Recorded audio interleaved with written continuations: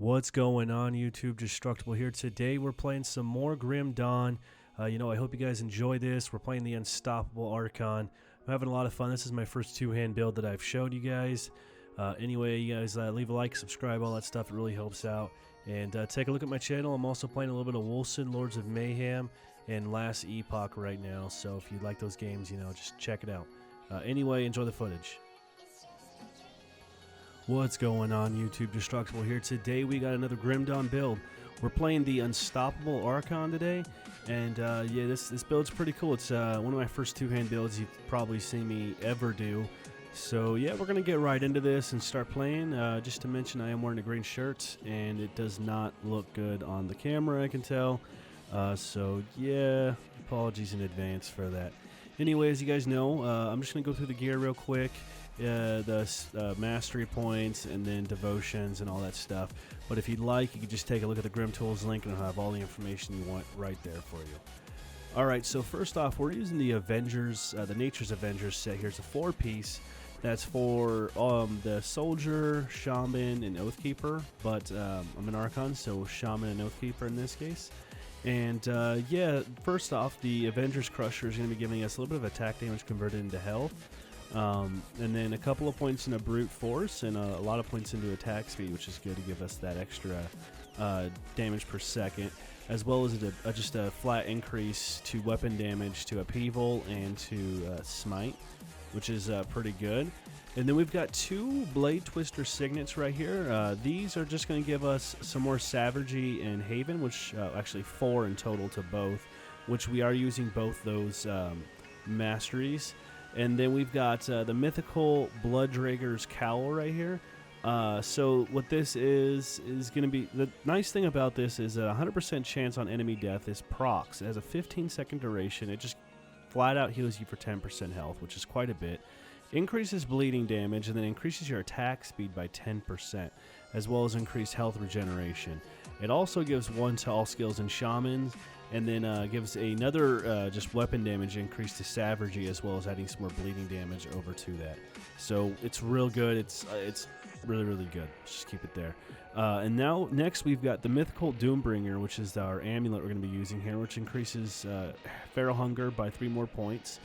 Gives us 2 more points into Smite, and then also is going to be increasing that Feral Hunger and Smite, so it's going to increase that arc to Feral Hunger by 90 degrees more, and then increases the total maximum that can be hit by it by an additional 3.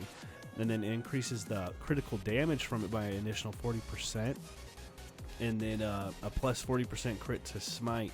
And then it converts the fire damage from Smite into physical damage, because you're not really doing a lot of fire damage with this build. It's going to be all physical and trauma. So that amulet's huge. It's a really good amulet for this build.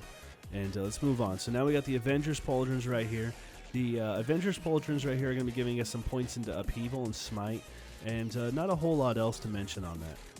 And then we've got Mythical Sandreaver Braces right here. All this is going to be doing is giving us some more points in the Presence of Virtue, which you will be using because it gives us some of that offensive ability. And then 10% chance on attack, we're going to get that Blood of Sands skill to proc, which is going to do a little bit of damage and bleeding damage. Has a short skill recharge on it and a pretty long duration. We got Mythical Earthshatter Treads for our feet right here, and this is going to give us a couple more points into upheaval and tectonic shift, excuse me. Then it's also going to grant us that ability, Ground Smash, that we'll be using pretty actively with this, and it does a lot of damage. Mythical Sigil of the Bear King right here. This is going to give us a couple of points into upheaval, and then Eye of Reckoning, which we won't be using with this build. And then a 15% chance on attack, we're going to get that Bear Claw to proc, which is restricted to 2-handed weapons only. And it's just going to do a little bit of damage. It's nothing too crazy. Then we got Avengers Girdle right here, which should be the last piece of the Nature's Avengers set. And this one's actually real good because it's just going to give you flat out 1 to Shaman and Oathkeeper. And then as well, it gives you Avenger's Might, which is a 2-handed weapon passive. And it just gives us 600 health, a couple, quite a bit of resistances, and then that offensive ability, as well as adding a little bit of trauma damage. Then we got Massacre right here. Massacre is going to give you that attack damage converted into health, and then 1 to all skills and Shaman. And then also it's going to give this blood spine, which shoots out these projectiles at enemies, and does a little bit of damage. We got mythical Thornhide leg guards right here. This is going to give us +3 to Oak Skin and Retribution, which are both pretty good. And then 100% chance on enemy death. We're going to get a bunch of retaliation damage that we're not going to benefit from at all. So if you'd like, you can change this out for something else. And then, the last piece to the Nature's Avengers set right here is Avengers Armor, which is going to give us additional 2 points into Upheaval and 2 points into Smite. So yeah, that's going to conclude all of our armor that we chose. All right, now we're going to move on over to the Masteries that we went with right here. So first off, we went with Brute Force. This is just a weapon bonus that's going to give us a bunch of health, physical damage. And then Feral Hunger, which activates off default weapon attacks. It does this like pretty cool looking animation and then gives 31% attack damage converted into health. This is basically going to keep you alive most of the time, so I would suggest going with it. And then Upheaval, of course, because I think I put 1 point into Upheaval and I'm at 17. This just does a whole bunch of weapon damage. Savagery right here, so you want to stack this up. This is going to be my default weapon attack that I use, and it stacks up and gives us that 107 offensive and defensive ability, as well as increasing our slow resistance and giving us a bunch of health regeneration.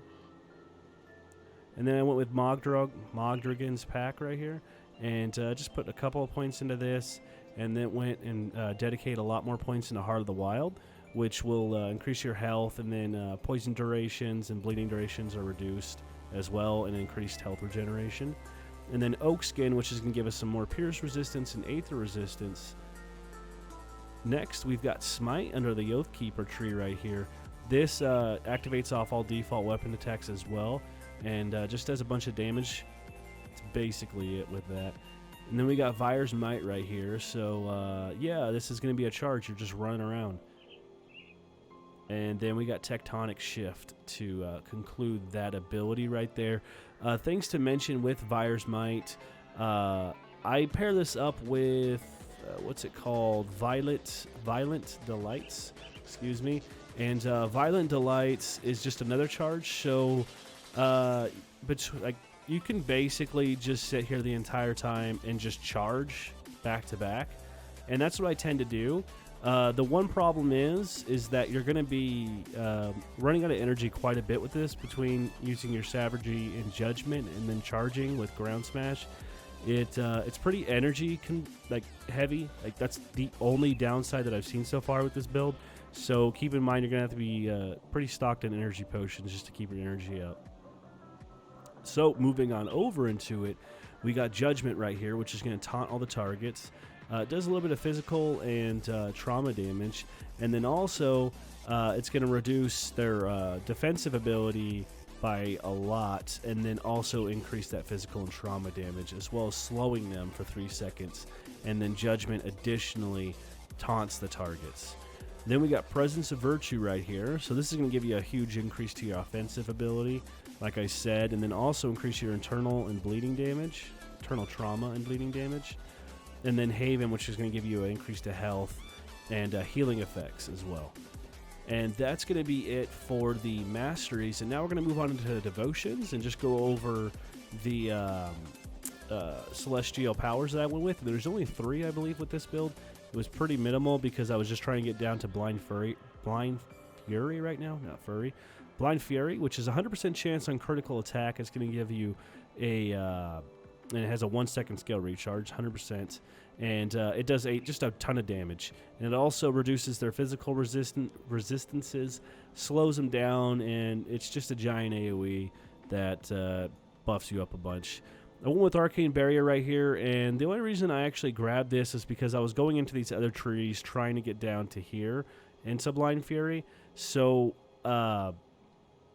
I suggest grabbing it. It would probably be a good idea. If you're going to do this build exactly, I'm actually not going to suggest changing anything as far as the devotions go. But if you would like to alter it your own way, then go right ahead. And then lastly, I picked up Wayward Soul, which is a 20% chance on when you're hit. You get a 12% health restored plus 1,550 health. and then increase to your defensive ability and armor. It has a pretty long recharge on it. It's 18 seconds, but it does have a 7-second duration, so there is going to be just a short 11-second gap in between these. As long as you're pulling huge packs, this thing should be active just about all the time. I have been working on other series, so if you guys would like, you can take a look at my channel. I'm working on a little bit of Wolfson and Last Epoch right now. So anyway, I hope you guys check them out. Let me know what you think. I'm going to be getting into those a little bit more. And yeah, so if you guys enjoy this video, please leave a like, subscribe, all that stuff. And we're going to have some gameplay coming up right now. So you guys take care and have a wonderful day.